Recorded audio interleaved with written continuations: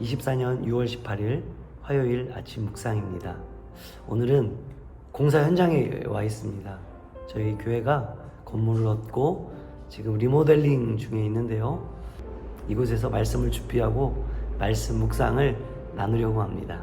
뜻깊은 시간이 되었으면 좋겠습니다. 안녕하세요. 주님만 높이는 오디너리 교회 신종보 목사입니다. 먼저 오늘이라는 시간을 허락하신 주님께 이렇게 고백하십시오. 주님, 저의 인생은 주님의 것입니다. 저의 시간도 건강도 물질도 주님의 것입니다. 저는 주님께서 기뻐하시는 일을 하고 싶습니다. 이것이 제가 오늘을 살아갈 이유입니다. 아멘. 어제 말씀에 이어서 야곱은 하나님께서 12 아들들과 그들의 후손들에게 행하실 일들을 알려주기 위해 아들들을 전부 소집하는 거죠. 그런데 그 축복의 내용이 어제도 말씀드린 것처럼 저주에 가깝다고 말씀드렸습니다. 여러분, 왜 야곱이 이런 내용으로 그들의 미래를 예측하고 있습니까? 결국 과거와 현재의 행동이 미래를 결정한다 말씀드렸습니다. 그런데요, 오늘 야곱이 아들들을 축복한 이 예언의 말씀은 그저 자기 기분이나 자기 생각대로 예언한 것이 아니라는 것입니다. 왜냐하면 히브리서 11장 21절에 보니까요, 오늘 야곱의 예언에 대해서 이렇게 기록합니다. 믿음으로 야곱은 죽을 때에 아들들을 축복했다. 자, 이제 야곱은 제일 먼저 믿음으로 르우벤에게 뭐라고 이야기하느냐? 3절을 보니까요, 너는 내 장자요. 무슨 말입니까? 여러분, 고대 사회에서 장자는요 매우 중요한 위치를 차지합니다. 그리고 그런 장자 르우벤을 야곱 자신의 능력이라고 또 이야기하는 거죠.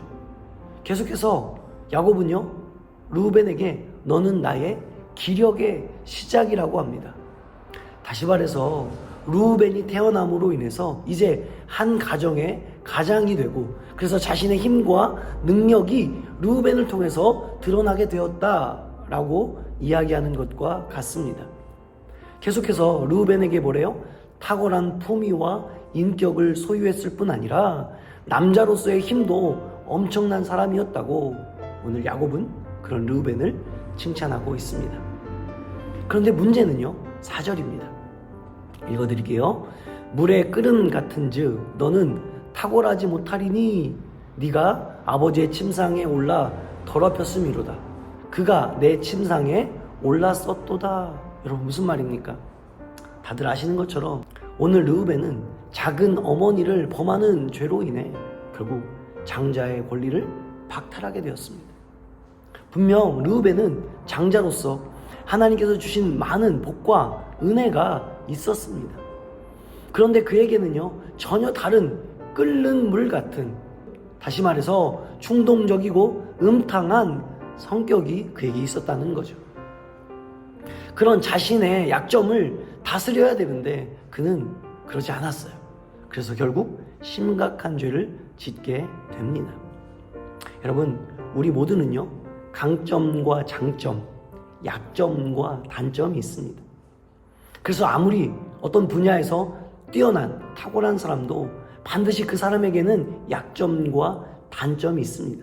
그래서 그 단점과 약점을 인지하고 있지 않으면 그는 언제든지 오늘 본문에 르우벤 같은 모습으로 살아갈 수 있다는 거죠. 여러분, 그렇게 되면 어떻게 됩니까? 그 많은 장점과 그 많은 강점이 자신의 약점과 단점으로 인해 손가락질을 받기도 하고 도태되거나 뒤로 물려가는, 그래서 사라지는 인생이 될 수도 있다는 거죠. 여러분, 죄는요 분명 우리에게 기쁨을 줍니다. 그러나 그 기쁨은 잠깐이라는 사실을 알아야 합니다. 오늘 르우벤이 사실 이런 날이 올 줄 알았겠습니까? 아무도 모른다고 생각하며 괜찮은 척하며 살고 있지 않았을까요? 우리도 마찬가지라는 거예요. 지금 무엇이든 잘 되고 있다고 해서 안심할 일이 아닙니다. 우리에게 있는 이 단점과 약점을 인지하고 있어야 돼요. 두려워해야 돼요. 언제 내가 넘어질지 모른다는 이 사실 앞에 두려워할 줄 알아야 한다는 거죠. 그리고 우리의 그 약한 부분으로 죄가 들어올 수 있다는 것을 기억하며 죄와 싸워 승리할 수 있기 위하여 우리가 민감해야 돼요. 우리의 단점에 대해서, 우리의 약점에 대해서. 그렇지 않으면 우리도 르우벤처럼 언제든지 넘어질 수 있다는 거죠. 마지막으로 여러분, 죄의 기쁨은 잠깐이지만 하나님께서 주시는 복은 영원하다는 것을 기억해야 합니다. 그런데 오늘 르우벤은요, 이 잠깐의 기쁨과 만족을 위해 영원한 복을 잃어버리는 어리석음을 범하였다는 거죠. 그런 의미에서 왜 우리가 죄의 유혹에 넘어지는 걸까요? 그것이 나를 영원히 만족시켜 줄 것 같다고 느끼고 있기 때문에 그렇습니다. 그런데 여러분, 아시는 것처럼 세상에 그런 것은 존재하지 않습니다. 그 무엇도 우리를 영원히 만족시켜 줄 수 없다는 거죠. 그래서 에콰도르 선교를 위해 떠났다가 28살 나이에 순교한 짐 엘리엇이라는 선교사는요, 이렇게 얘기합니다. 영원한 것을 얻기 위해 영원하지 않은 것을 포기하는 것은 어리석은 일이 아니다. 사랑하는 여러분, 오늘 영원의 가치를 두고 영원을 위해 살아가는 그런 한날이 되기를 바랍니다. 좋은 하루 되세요. 보여드릴까요?